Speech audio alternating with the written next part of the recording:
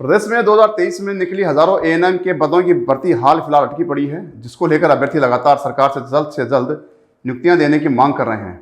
ऐसे में अब अभ्यर्थियों के सब्र का बांध टूटने लगा है।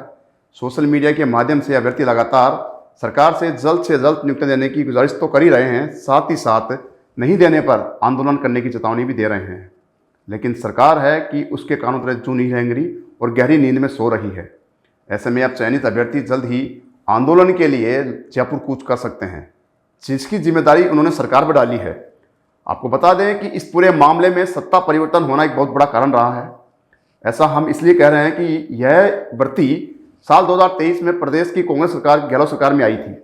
उस समय सरकार गहलोत की थी और सत्ता में थी। कांग्रेस ने वोट बैंक बटोरने के लिए 2023 में ही प्रदेश में 4,847 एएनएम के पदों पर भर्ती निकाली थी, जिसके बाद तमाम फॉर्मेलिटीज़ पूरी भी करी गई।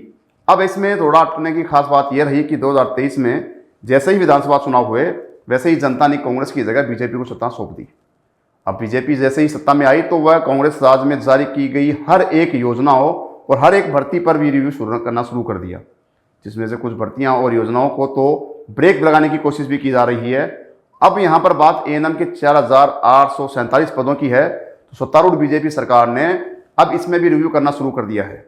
हालांकि बीजेपी पिछले दिनों एएनएम की अंतिम वरीयता सूची जारी कर एक बार फिर तो 2023 में से अटकी इस एएनएम भर्ती को गति जरूर दी है, लेकिन अब अंतिम वरीयता सूची आने के 1 महीने से ज़्यादा समय होने को चला, लेकिन हाल फिलहाल तक जिला चयन पोर्टल नहीं खुला।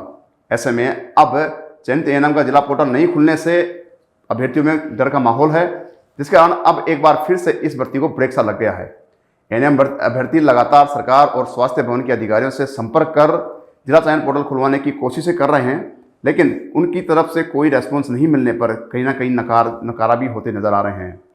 अब विभाग पर इसका कोई असर होता हुआ दिखाई नहीं दे रहा है। ऐसे में अब प्रदेश के हजारों अभ्यर्थी के सब्र का बांध टूटने लगा है। अब अभ्यर्थी सरकार से दो हाथ करने को तैयार हैं। अब अभ्यर्थी कभी भी प्रदेश की राजधानी जयपुर में आंदोलन के लिए अपना डेरा डाल सकते हैं, जिसकी अभ्यर्थियों ने सारी जिम्मेदारी सरकार और अधिकारी पर डाली है। अभ्यर्थियों का नियुक्तियों को लेकर डर वाजिब भी है, क्योंकि प्रदेश में अगले दिनों में 7 सीटों पर उपचुनाव होने हैं, जिसमें से खींवसर, सलुम्बर, रामगढ़, झुंझुनू, चौरासी, देवली, उनियारा और दौसा सीट पर उपचुनाव होने हैं।